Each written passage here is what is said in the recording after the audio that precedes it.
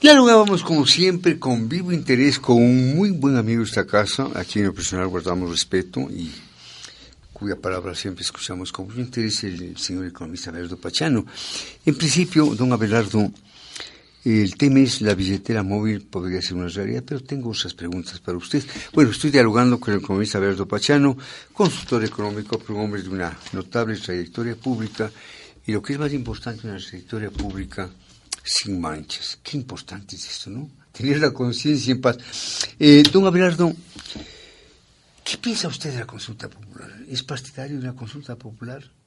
¿Ahora? ¿Cuándo? ¿Cuáles serían la agenda de esa consulta popular? Depende de la temática.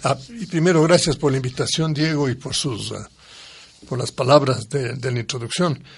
Sí, yo creo que ese es un instrumento democrático legítimo al que tenemos derecho todos los ciudadanos y inclusive tomar iniciativas para que, más allá del propio poder político, se puedan esclarecer inquietudes del país, de la sociedad.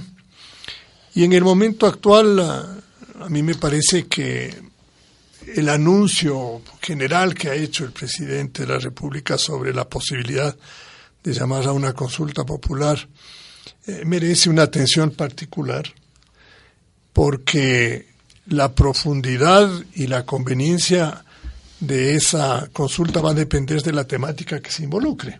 Yeah. Porque si volvemos otra vez a hablar de las peleas de gallos, que fue uno de los temas que se mezclaron en una de las consultas, o las corridas de toros, realmente es un desperdicio de un poderoso instrumento que tiene la democracia y que debe ser utilizado con mucha seriedad. De tal manera que a mí no me llama la atención, no me preocupa la advertencia del gobierno, pero sí espero conocer el contenido de esa consulta para poder apreciar la conveniencia de la misma. Si vamos a discutir temas como, la existencia de determinados organismos del Estado que son altamente cuestionados, no solo por su incapacidad, sino por haber servido como mecanismos para captar el poder total y desfigurar a la democracia ecuatoriana, yo creo que vale la pena. Si es que hay que modificar algunos artículos de la Constitución para evitar que exista estos liderazgos indefinidos que se organizan alrededor del poder y que usufructan y destruyen inclusive los valores fundamentales y los principios éticos de una sociedad, claro que vale la consulta, por supuesto que don vale. Abelardo, como siempre escucho con vivo interés, yo creo que usted, que más allá de las preguntas de la agenda de la consulta, lo que en última instancia se busca es descorrizar el país. Mire, en cierto sentido así es, pero más que descorrizar es despersonalizar la política, volverle mucho más rica en conceptos y menos en personalismos. Destruir o por lo menos eliminar toda, yo diría, decisión a través de la cual se deformó la democracia en el Ecuador, se concentró el poder en una sola institución y en una persona, y se dio paso a un sistema político altamente autoritario que creó, digamos, un ambiente interno en el país de relaciones externas e incluso al interior del propio gobierno basado en la prepotencia, en la fuerza, en el abuso, en el uso, yo diría, omnímodo de facultades que inclusive no las tenían o no las disponían, y que fueron configurando ventajosamente, yo diría, sin llegar a cerrar el círculo completo, pero fueron configurando un modelo de carácter dictatorial. Hemos visto etapas mucho más avanzadas de este tipo de procesos en países tan cercanos como Venezuela, en donde el movimiento de gobierno inclusive perdiendo las elecciones, ha encontrado instrumentos pseudo-democráticos mediante los cuales nuevamente ha reinstalado su poder y su capacidad de mando dentro de la sociedad venezolana, haciendo de la democracia una fisga, ¿no? Porque en realidad en Venezuela ya el sistema desembosadamente es de una dictadura repudiable, ¿no? El economista Belardo Pachano Bertero absuelve preguntas de tipo político. El tema de esta mañana, la billetera móvil, podría ser una realidad. Pero antes, a Belardo lo escuchamos con mucho interés. En la página B2 del diario La Hora de la fecha se incluye esta noticia: Asamblea aprueba el presupuesto para lo que resta del 2017. La proforma fue aprobada con 75 votos afirmativos, 22 negativos y 34 abstenciones. Le voy a pedir a Óscar que dé lectura a este fragmento de la noticia para que usted la comente, si es tan gentil. El Legislativo aprobó la proforma presupuestaria para este año, en medio de varios cuestionamientos que giraban principalmente al cálculo de la deuda pública, los límites de endeudamiento y la no recaudación de los desembolsos. La sesión, que duró 6 horas, comenzó con la lectura del informe preparado por la Comisión de Régimen Económico. De acuerdo con el presidente de la comisión, Pavel Muñoz, los ingresos permanentes, la mayoría impuestos, superan los egresos permanentes, entre estos los sueldos de la burocracia, por lo que la proforma de este año cumple los requisitos legales para ser aprobada. Noticia que incluye La Hora en la página B2 de la edición del día de hoy. Y, como siempre, quiero destacar pues la preparación de don Abelardo. Creo que ha traído una libreta donde están una serie es mi libretita, de notas. claro, es la libretita que me acompaña. Es la que regalamos en Navidad, ¿no? Exactamente, es la que tuvo usted la gentileza de enviarme y que me sirve y que me acompaña para en las reuniones en las que tomo nota, o cuando estoy leyendo algún documento. Muy bien, Abelardo. ¿Cuándo ha escuchado, Diego, que una decisión de una autoridad o de una función diga que es ilegal? Nunca, ¿no es cierto? Esa declaración que dice que se han cumplido con todos los preceptos legales es una fantasía. Una fantasía. Es una fantasía. Y ha sido una fantasía durante muchísimos años en el campo de la presupuestación pública. Porque el propio presidente de la República, el actual presidente de la República, reconoció paladinamente que las cifras oficiales de deuda pública habían sido alteradas. Y que lo que nosotros dijimos en los medios de comunicación, en este medio de comunicación, y ayer, a propósito de la gentil invitación a participar en el programa, estaba viendo mi agenda y recordaba que el 5 de abril, sí, aquí en Radiovisión, yo di una información sobre el valor de la deuda pública ecuatoriana, que superaba el 60% del PIB. Sí, así es. Y que luego Carlos Vera la reprodujo de manera constante a través de sus distintos medios de comunicación. Y el presidente de la República, a la final, reconoció que esas cifras eran legítimas. De tal manera que hoy día volver a decir que el endeudamiento es inferior y que está enmarcado en la ley, cuando el propio gobierno lo está desconociendo, es simplemente querer hacerle decir a nosotros que el mundo es un cubo, ¿no? A ver, ¿y por qué este intento de engaño, llamémoslo así? ¿Por qué? Sobre una materia tan seria y que responde a cifras verificables. Porque Diego, en la política se dan estos hechos que son absolutamente, yo diría, contradictorios. No quieren reconocer ya en documento oficial que a través de distintas decisiones ellos violaron la ley. Entonces se valen de artificios jurídicos, de definiciones inconexas, para querer decir que lo blanco es negro. ¿Por qué? Porque dicen que es negro. Entonces, hoy día por decreto decimos no son las 7:36 de la mañana, sino las 7:36 de la noche. Y como el decreto dice que son las 7:36 de la noche, el sol que estamos viendo no existe. Claro, y ese sol es la luna. Eso es lo que está pasando. Abelardo, ¿en qué medida este presupuesto que acaba de aprobar la Asamblea, si responde a sus cuestionamientos, es un presupuesto aplicable? No va a poder ejecutarse. A ver, en su ¿no va a poder ejecutarse? No puede ejecutarse en su totalidad, Diego. Porque y hay varios comentaristas económicos yo diría, nada extremistas en su visión, sino más bien muy objetivos, que le han señalado al país las inconsistencias de esta proforma modificada del año 2016 para lo que resta del año 2017. Y la verdad es que hay un exceso de optimismo en recaudación tributaria. Hay unos ingresos petroleros que no se van a dar, hay unas transferencias de capital que no existen. En fin, hay una deseo de engañarse a sí mismo y por ende al país, se entiende. Diego, precisamente para encuadrarle al presupuesto en la normativa legal.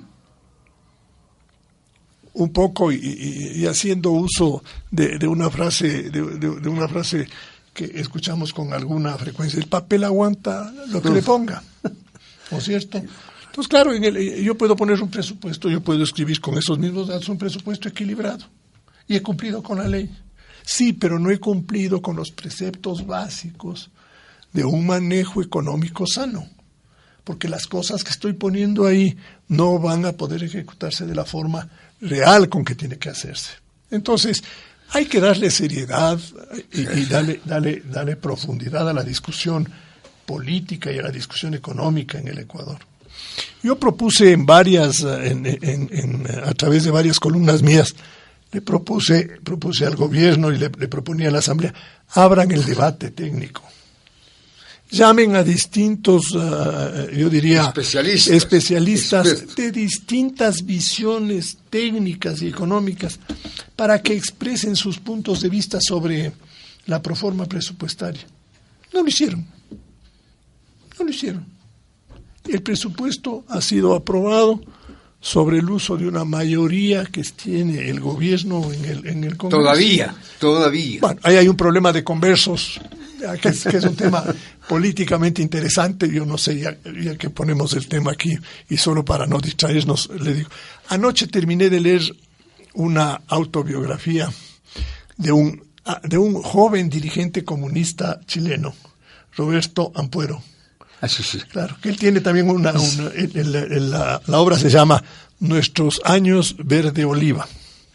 Él sale cuando le matan a Allende, cuando le tumban a Allende y entra Pinochet, y él era miembro activo de las Juventudes Comunistas, sale disparado de Chile porque si no lo mataban, relata toda su trayectoria y después de una serie de peripecias termina en Cuba. Y en Cuba vive las de Caín. Las de Caín. Y claro, lo escribe de manera novelada, y él mismo reconoce: es mi autobiografía y todo. Y claro, y va desarrollando en su mente una crítica llamémoslo así, a los paradigmas del comunismo y a los principios. Una crítica a las tesis en las que él creyó. Que creo, con las distancias debidas, está sucediéndoles a algunos miembros de Alianza País en este momento, cuando se están dando cuenta que ese mundo atosigante, horriblemente impositivo que vivían al interior de su movimiento para que se cumplan las manifestaciones del líder supremo, hoy día se ha transformado en un mundo en donde pueden expresar sus puntos de vista y esclarecer las discrepancias con mayor libertad. Y no hay cosa más interesante su observación, Abelardo. Y no hay cosa más agradable en el mundo que tener la oportunidad de decir, con el respeto que se merece, lo que uno piensa, y sin que haya temor a algún tipo de represalia o a sanción, ¿verdad? Entonces, el tema y volviendo al presupuesto, yo esperaba que abran ese espacio, porque la discusión del presupuesto del 17 es la puerta de entrada de aquí a 60 días a la discusión del presupuesto del 18. Claro. Sí, Este es un año donde vamos a discutir presupuesto con mucha intensidad. Y en este presupuesto del año 17 no hay una sola señal de cambio de política fiscal. No hay, de fondo no hay. Van a mantener la política de gasto social, todo, pero el presupuesto está estrangulado. No tiene recursos suficientes para poder ser ejecutado. Al tener lo que usted manifiesta, Abelardo, ¿qué pasa con presupuesto estrangulado? Que tiene que recortar gastos de una manera desordenada. ¿Y cuál es la repercusión en función del país, Abelardo? De que definitivamente, si es que quieren llevar adelante este presupuesto, tendríamos que continuar con esa línea de endeudamiento agresivo con la que hemos vivido los últimos años, y que le ha costado muchísimo y le está costando muchísimo al Ecuador por los términos en los que se contrata esa deuda.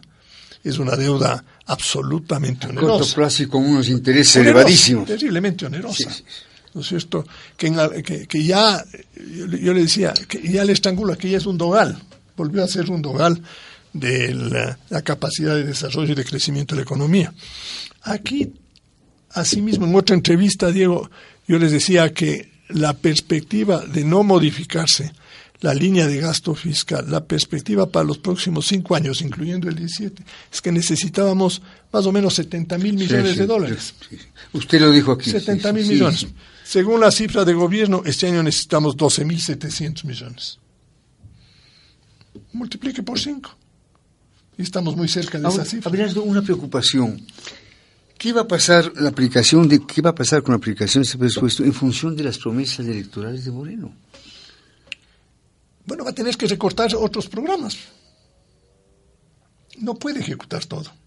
No puede. El programa de inversión pública no se puede llevar adelante. Los municipios y organismos regionales no van a recibir todos los recursos. Las universidades tampoco van a recibir todo. Porque la caja fiscal está casi sobregirada. Exhausto. Es lo que decíamos, gira cheques que rebotan, ¿no es cierto? Un poco nos reíamos. Esto a propósito de una broma que dice el señor economista. Recibió el cheque, sí, pero rebotó. No, le digo, a Abelardo le envié un último cheque. Sí, pero rebotó. Y digo, y esta broma responde mucho a la realidad. Claro, es igual a la caja fiscal, ¿no es cierto? Entonces, cuando uno ve y ajusta la proforma solo por los excesos de ingresos que están ahí, la necesidad de financiamiento no es 12.700, sino 16.300 millones. Y el déficit en lugar de ser de 4.700 o 4.800, pasa a ser 8.200 millones. Imposible de llenar. Nos faltan, en lo que resta del año, para cumplir el presupuesto, encontrar financiamiento por 6.500 millones. ¿De dónde Pecatamea? O sea, hay que llamarle al padre Almeida. ¿De dónde? No hay manera. Entonces, si no hay manera de eso, o no van a pagar servicios, y le van a decir a los contratistas, lo siento en el alma, proveedores, esto se arma un desorden, que ya el propio ministro de Energía nos contó el desorden que encontró en Petroamazonas y en todo su sector, o en definitiva tiene que recortar los gastos. No le queda remedio. Pero parece que este gobierno quiere tocar un pelo de la burocracia, Abelardo. Es que, mire, cuando uno ve el mercado laboral, el costo de la burocracia ecuatoriana, con todo respeto, que no se crea que hay un principio de mala 10% del PIB. 10% del PIB. El costo de los gastos en sueldos y salarios es el gasto corriente. Claro, es casi 10.000 millones de dólares al año. No, es alto, es una cifra muy respetable. Son casi 600.000 empleados públicos, si no son más, porque eso también no tenemos una cifra exacta del número de empleados públicos. Y ahí estaba viendo yo una de esas cifras históricas. Cuando volvimos a encontrar petróleo en el Ecuador en el año 1971, ¿cuántos empleados públicos había? 97.000. 97.000. Ya son más de 600.000. No, cuando uno ve las cifras económicas en perspectiva, uno se da cuenta cómo el sector público se ha vuelto un obeso terrible, ¿no? Sí. Y la obesidad es una enfermedad degenerativa tremenda, porque a través de la obesidad usted tiene hipertensión, le da diabetes, tiene problemas de gota, todo, ¿no es cierto? Entonces, en economía es exactamente igual. Un estado obeso nos genera todas esas distorsiones. Abelardo Pachano, como siempre, tan lúcido en su exposición y tan sabroso, esta es la verdad, ¿no? Más allá de la seriedad de su exposición, es un hombre pues que le pone una tónica muy agradable a la charla. Bueno, la billetera móvil podría ser una realidad. Ojalá. Consciente de que debe gobernar para todos los ecuatorianos y no para Alianza País, el presidente Moreno ha conversado con la banca privada para echar a andar el proyecto de la billetera móvil. Esta plataforma digital podría ser una realidad para el año 2018 y no estaría a cargo del Banco Central del Ecuador. El vicepresidente Glass ha criticado la medida anunciada por el gobierno y Ricardo Patiño no ha descartado la muerte cruzada si Moreno no sigue los lineamientos de la Revolución Ciudadana. Por ahora vamos a dejar de hablar de la política. Abelardo, ¿es buena noticia que la billetera móvil pase al manejo de la banca privada? Claro que lo es. Pero tampoco hagamos un drama del tema. ¿Se ha hecho un drama del tema? Claro. Nos pongamos en el contexto con el que se debe tratar esto. La incorporación del dinero en las economías va teniendo modificaciones conforme se desarrollan las sociedades. Cuando son sociedades primitivas, el dinero estaba representado por distintos bienes, por distintos bienes. Inclusive hasta los caracoles de mar llegaron en algún momento en Asia a servir como medio de cambio, ¿no? Como dinero. Sí. En otras partes el ganado, en otras partes los dientes de ballena. Sí, en ese proceso uno va encontrando cómo la sociedad, conforme va desarrollándose, va modulando el uso del dinero. En Libia, por primera vez se acuña moneda. Muammar el Gaddafi. 7 siglos antes de Cristo. Sí. Se acuña por primera vez dinero. Ya somos una moneda, o sea, un metal. Y en China, por primera vez se imprime dinero. Marco Polo va y encuentra en China en su viaje de que había unos billetes. ¿Y esto qué es? Dinero. En Europa no había billetes.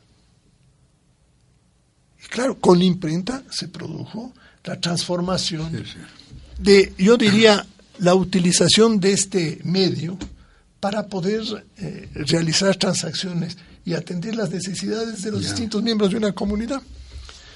Luego, conforme ha avanzado el mundo, se han incorporado otros instrumentos. Asomó la chequera, ha asomado las tarjetas de crédito, han asomado las tarjetas de débito, se hacen a través de las computadoras transferencias de dinero sin tener que irse al banco, en fin, uno va a un cajero automático y retira dinero y todo. Hoy día podemos usar el celular y esta es la famosa billetera. ¿Qué es el celular? Una tarjeta de crédito o una tarjeta de débito que camina con uno para utilizar, para hacer transacciones. Exactamente igual al resto.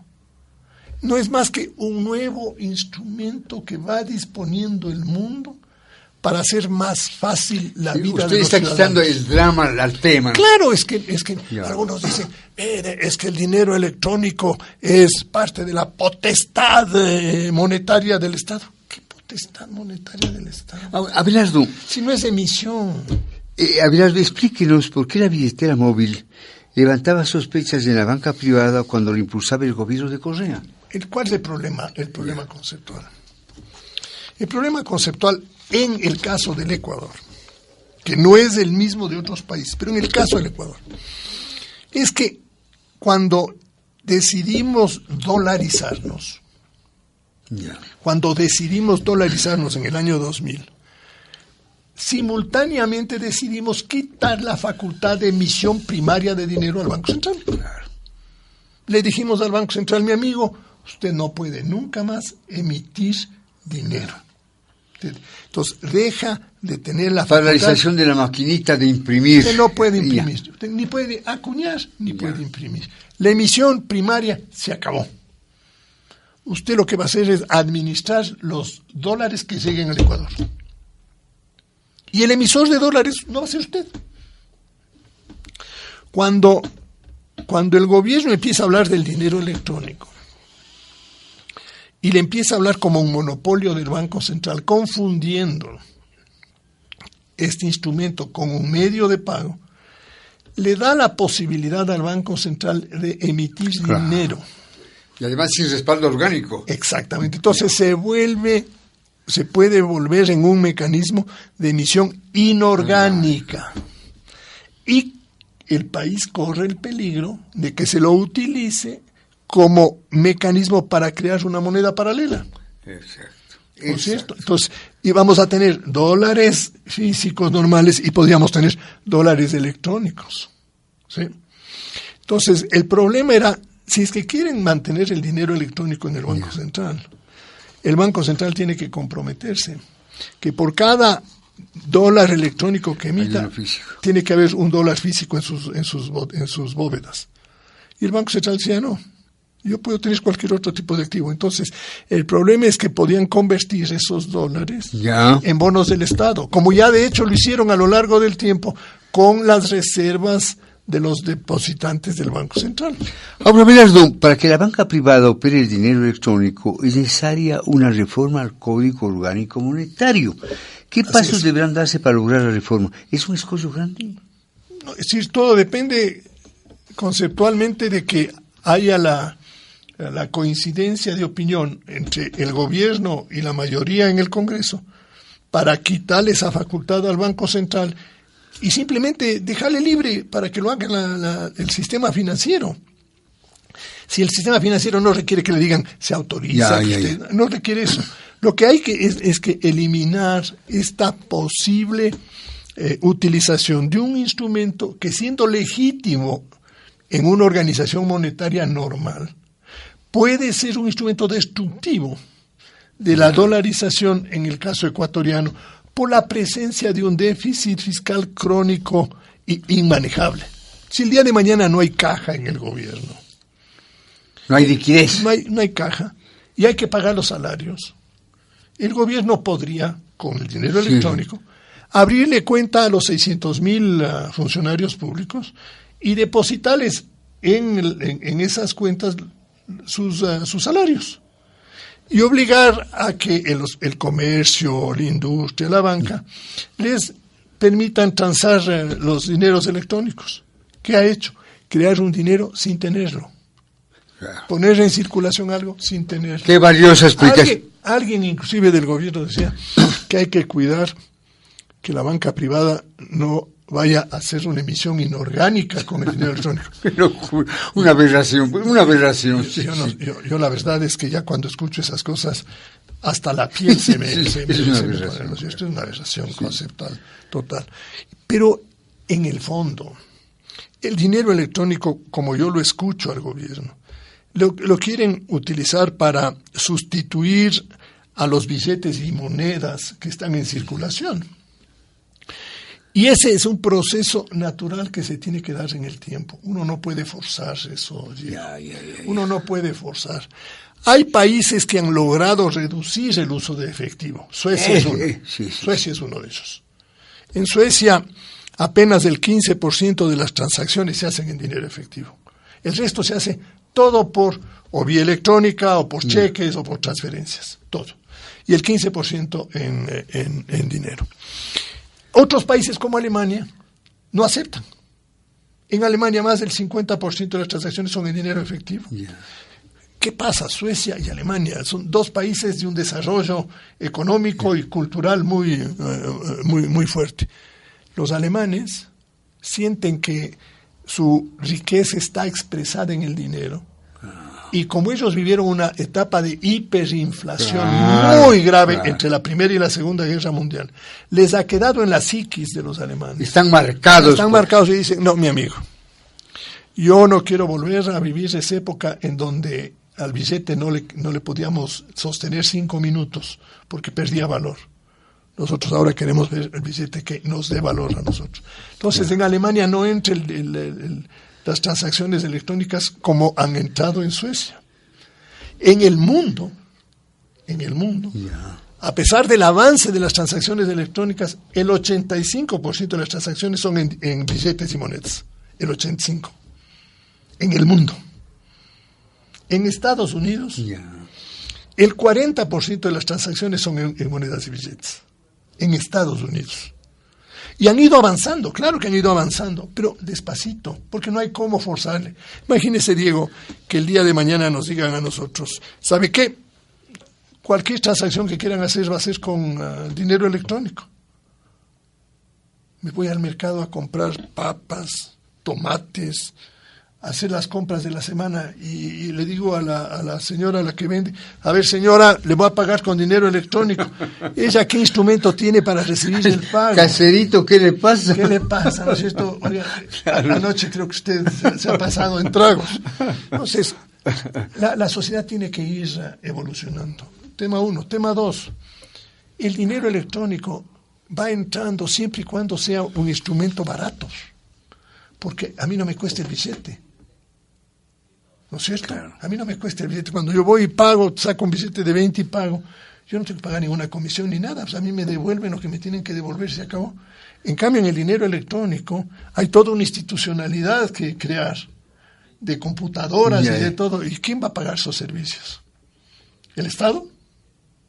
Para que no nos cueste a los... Alguien tiene que pagar por eso. O la banca o el Estado. Entonces, forzar el dinero electrónico también choca con la viabilidad económica, con el costo de hacer esa transformación. En cambio, cuando uno va naturalmente, uno va cambiando los hábitos, Diego. Antes pagábamos los restaurantes en billetes o en cheque, ahora pagamos con tarjetas de crédito, pero porque nosotros decidimos. No porque nos obligan, sino porque nosotros decidimos. Y el otro tema, oye, el dinero electrónico, ¿cuán seguro va a ser? ¿De que siempre esté disponible y que no se caiga el sistema? ¿O de que no haya alguien que se me meta en el sistema electrónico y se me saque la plata? ¿De que haya posibilidades? Los riesgos están allí. Están ahí. Sí, no es un tema sencillo, no es un tema de imponerlo. Y los hábitos de los ciudadanos no cambian sobre la base de la fuerza. No cambian. A mí no me pueden obligar que me vista como Mao.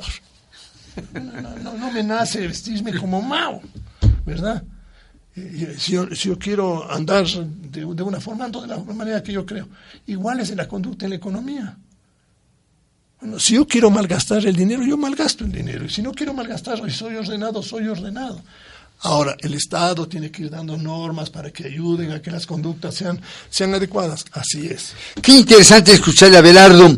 ¿Cómo se integrarían a esta plataforma las cooperativas y las entidades de la economía popular y solidaria? Como cualquier otra institución, ofreciendo esa facilidad, pero sin que le imponga a nadie. Yo esto de tener una plataforma común a mí no me parece. No le veo la necesidad de la plataforma común, Diego. Pero si todos los bancos están intercomunicados sin tener plataforma común. Abelardo, usted menciona el término plataforma. Si no va a manejar la plataforma digital, ¿cuál sería el papel del Banco Central? Es que el Banco Central no tiene nada que hacer aquí. Ya no tiene nada. Nunca tuvo. Es que en este tipo de transacciones, Diego, yo me voy a poner, nosotros hacemos una transacción y en la transacción yo tengo que pagarle a Diego Kendo una cantidad. Yo voy a mi computador, digo, deme el número de su cuenta en el banco que tiene, me da el número. Yo voy a mi computador, abro mi computador, veo el banco el que yo tengo, digo, transferencias, tal, ¿a dónde? Al banco tal, que es del señor Diego Kendo, número de la cuenta, tanto, ¿cuánto? $1,000, tal. Aplasto el botón, se fue. ¿Qué tiene que ver el Banco Central ahí? Así de simple. Así se lo hace todos los días. Así se lo hace todos los días, digo. Si uno no necesita, para esto no necesita Banco Central. El sistema de pagos es esta organización que va, conforme pasa el tiempo, volviéndose mucho más sofisticada en términos electrónicos. Y se va interconectando de manera automática por conveniencia de las instituciones. Porque, ¿usted cree, Diego, que le conviene al banco número 1 estar separado del banco 2 o del banco 3 para precautelar su independencia? No, les interesa estar integrados. Entonces, ellos irán conformando inclusive las seguridades que se tienen que establecer para evitar actos ilícitos, hackeos y todas esas cosas. A ver, lo vamos terminando. Qué interesante escucharle cómo operaría el dinero electrónico y de qué modo beneficiaría a nuestra economía. ¿Quién fijaría las tarifas? El Estado tendría que fijar las tarifas. Como está ahora la política Cuando hablamos de tarifas, ¿de qué estamos hablando? El costo de la transacción. Ya. Igual que cuando me voy ahora a un cajero automático, tengo que pagar un costo por hacer la transacción. Pero ahí es cuando yo un poco me revelo, si usted quiere. ¿Por qué me tienen que obligar a pagar un costo en una transacción que yo no la quiero hacer por la vía electrónica? No la quiero. Si mucho depende de la voluntad personal. Yo no quiero. Además, mi privacidad, Diego. Yo no quiero que se sepa que hago esa transacción. Si yo hago por la vía electrónica, se va a saber que he hecho la transacción. Y no es que estoy haciendo un ilícito, sino que quiero guardar mi privacidad. Y tengo todo el derecho, ¿no es cierto?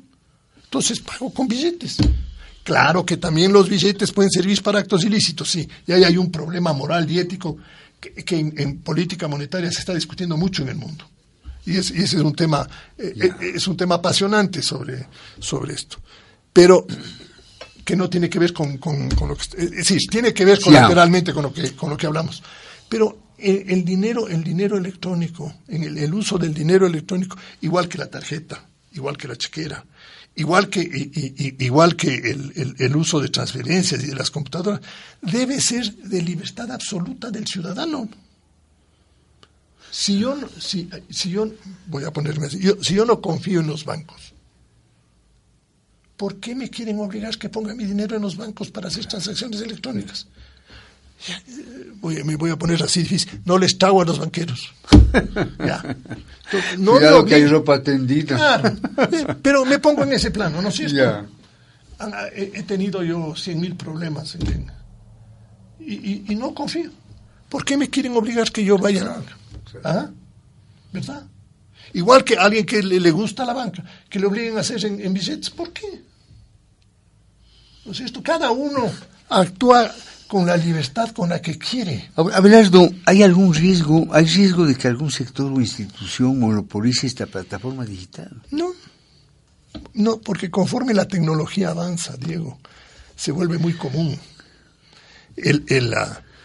Yo me acuerdo cuando por primera vez tuvimos la oportunidad de disponer en el Ecuador de los teléfonos celulares, esos ladrillos grandotes que teníamos.